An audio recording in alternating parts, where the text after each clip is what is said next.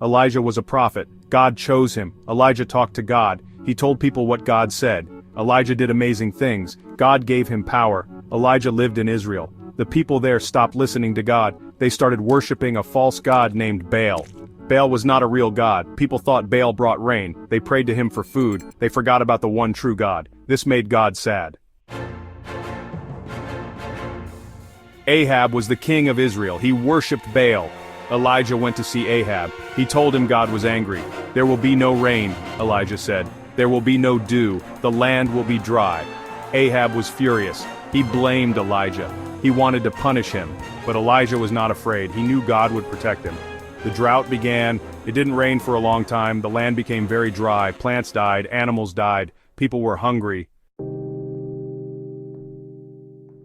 God told Elijah to hide. He said, "Go east. Hide by the Kerith ravine." The ravine was near the Jordan River. Elijah obeyed God. He hid in the ravine. God took care of him. He sent ravens to feed him.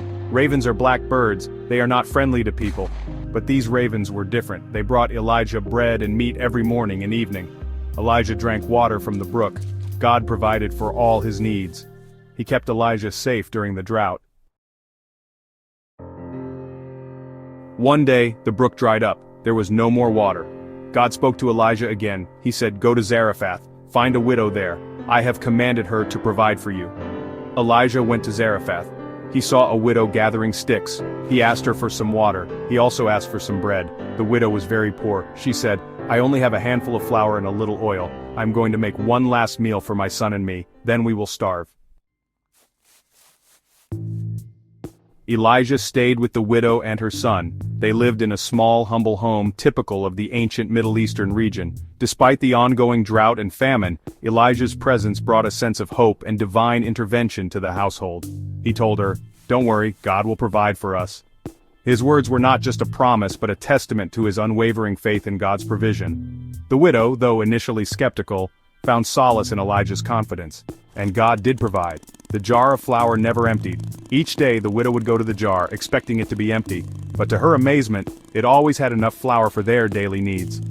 The jug of oil never ran dry. It was a miraculous sign of God's provision, ensuring that they had enough to sustain themselves through the harsh times. They had enough food every day.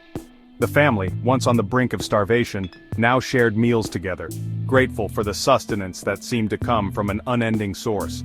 After a long time, the drought continued. The land was parched, and the people were desperate for relief. The drought had caused widespread suffering and many were losing hope. God told Elijah, "Go and present yourself to Ahab." Elijah, ever obedient to God's commands, knew that this was a pivotal moment. He had to confront the king and deliver God's message. "I'm going to send rain on the land," God promised. This was the hope that the people had been waiting for, a sign that their suffering would soon come to an end. Elijah went to see Ahab. The journey was long and arduous, but Elijah was determined. He knew that he carried a message of great importance. He said, "Gather all the people of Israel on Mount Carmel." This was to be a momentous event, a gathering of the entire nation to witness God's power. "Bring the prophets of Baal too," Elijah commanded. This was to be a showdown between the true God and the false gods that many had been led to worship. Ahab did as Elijah said. Despite his reluctance, the king knew that he had to comply. The stakes were too high to ignore Elijah's command. He gathered everyone on the mountain. The people came from all over, eager to see what would happen. This was a defining moment for the nation, a test of faith, and a demonstration of divine power. Elijah spoke to the people. He stood tall, his voice echoing through the valley, capturing the attention of everyone present. The air was thick with anticipation, as if the very earth was holding its breath. He said, "How long will you waver between two opinions? If the Lord is God, follow him. But if Baal is God, follow him." His words were a challenge, a call to decision, piercing through the uncertainty that gripped the crowd. The people remained silent, their faces a mix of doubt and contemplation. They had been torn between two beliefs for so long, and now they were being asked to choose. The weight of the decision hung heavily in the air. Then Elijah said, "Let's have a contest." His voice was firm, filled with the confidence of someone who knew the truth. The crowd murmured, intrigued by the proposition. A contest would reveal the true God once and for all. "The prophets of Baal and I will each prepare a sacrifice," Elijah continued.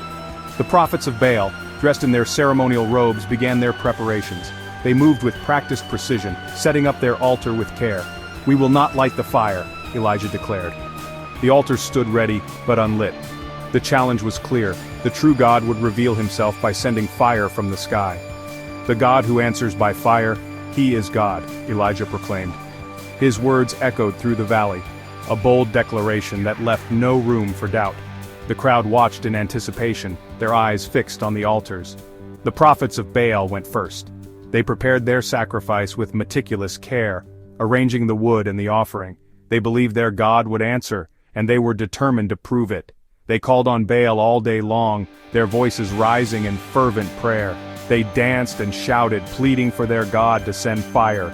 The hours passed and their desperation grew, but there was no fire. The altar remained unlit, and the prophets of Baal grew weary. Their voices grew hoarse and their movements slowed. The silence of the heavens was deafening. Then it was Elijah's turn. He stepped forward with calm assurance, his faith unwavering. He began to repair the altar of the Lord, which had been neglected and broken down. He prepared his sacrifice with care, arranging the wood and the offering. Then he prayed to God, his voice steady and filled with conviction. He asked for a sign, for fire from heaven to prove the Lord's power. Suddenly fire fell from heaven. It was a blinding flash, a column of fire that descended with a roar. The crowd gasped, their eyes wide with amazement. It burned up the sacrifice, the wood, the stones, and even the dust. The fire was all-consuming, leaving no doubt in anyone's mind. The Lord had answered, and his power was undeniable. The people were amazed. They had never seen anything like it before. The air was thick with anticipation and awe as they gathered around, their eyes wide with wonder. The scene before them was nothing short of miraculous, and they could feel the presence of something divine in the air. It was a moment that would be etched in their memories forever, a testament to the power and glory of the Lord. They shouted, "The Lord, he is God!" Their voices rang out in unison, a chorus of faith and devotion that echoed through the mountains. The declaration was not just a statement, but a proclamation of their belief and trust in the Almighty. It was a powerful moment of unity and conviction, as the people came together to acknowledge the sovereignty of their God. "The Lord, he is God." The chant grew louder and more fervent, filling the air with a palpable sense of reverence and awe. It was a declaration that resonated deep within their souls, reaffirming their faith and commitment to the Lord. The energy of the crowd was electric as they continued to shout their praises, their hearts filled with joy and gratitude. Then Elijah killed all the prophets of Baal. Elijah prayed for rain. The act was swift and decisive, a demonstration of the Lord's power and Elijah's unwavering faith. With the false prophets vanquished, Elijah turned his attention to the heavens, his heart filled with hope and determination. He knelt down and prayed earnestly, his voice a humble plea for the mercy and grace of the Lord. The land had been parched for so long, and the people were desperate for relief. Soon the sky grew dark with clouds. The wind blew. It was as if the very elements were responding to Elijah's prayer. The once clear sky was now filled with ominous clouds, and the wind began to howl through the mountains. The people watched in awe and anticipation, their hearts filled with a mixture of fear and hope. They knew that something extraordinary was about to happen. Heavy rain began to fall. The drought was over. The first drops of rain were like a blessing from the heavens, bringing with them the promise of renewal and life. The parched earth drank deeply, and the people rejoiced, their hearts filled with gratitude. The long, harsh drought had finally come to an end, and the land was once again fertile and abundant. It was a moment of profound relief and joy, a testament to the power of faith and prayer.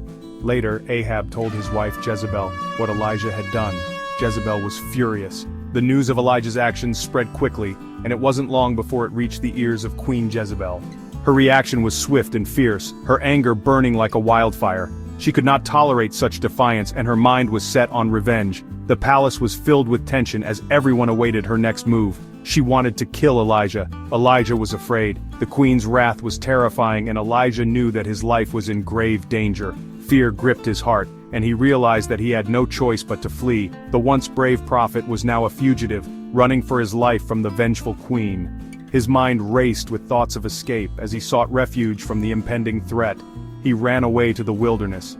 The barren landscape stretched out before him, a harsh and unforgiving terrain. But Elijah pressed on, driven by the need to survive. The wilderness was his only hope, a place where he could find solace and safety. Each step was a struggle, but he knew that he had to keep moving, to stay one step ahead of his pursuers. He went to Mount Horeb. The journey was long and arduous, but Elijah was determined. Mount Horeb, the mountain of God, was his destination. It was a place of refuge and divine presence, where he hoped to find guidance and strength. The climb was steep and treacherous, but Elijah's faith gave him the strength to persevere. He knew that he was not alone, that the Lord was with him every step of the way. He hid in a cave. The cave was dark and cold, but it offered the safety and seclusion that Elijah desperately needed. It was a place where he could rest and gather his thoughts, away from the prying eyes of his enemies. In the stillness of the cave, Elijah found a moment of peace, a chance to reflect on his journey and seek the Lord's guidance. God spoke to Elijah in a whisper. In the quiet of the cave, Elijah heard the gentle voice of the Lord. It was not a thunderous proclamation, but a soft and intimate whisper filled with love and compassion. The Lord's words were a balm to Elijah's weary soul, offering comfort and reassurance. It was a reminder that even in the darkest of times, the Lord is always near, ready to guide and support those who seek him. He asked, "What are you doing here, Elijah?" The question was simple, yet profound. It was a call for Elijah to examine his heart and his purpose, to remember why he had been chosen as a prophet of the Lord. In that moment, Elijah felt a renewed sense of clarity and determination. He knew that his journey was far from over, and that the Lord had a greater plan for him. With a heart full of faith, Elijah prepared to continue his mission, guided by the whisper of the Lord. Elijah was discouraged. He said, "I have served you faithfully, but the people have rejected you. They have killed your prophets. Now they are trying to kill me too." God comforted Elijah. He gave him new instructions. He told him to anoint Elisha as the next prophet. Elijah found Elisha plowing a field. He threw his cloak over Elisha's shoulders. This meant Elisha would become the next prophet. Elisha left everything behind and followed Elijah. One day, Elijah and Elisha were walking together. Suddenly a chariot of fire appeared. It was pulled by horses of fire. The chariot separated the two men. Elijah went up to heaven in a whirlwind. Elisha was amazed. He cried out, "My father! My father!" The chariots and horsemen of Israel. Elisha picked up Elijah's cloak. He became the new prophet. Elijah's story reminds us that God is powerful. He is in control. God keeps his promises. He takes care of his people. He uses ordinary people to do extraordinary things.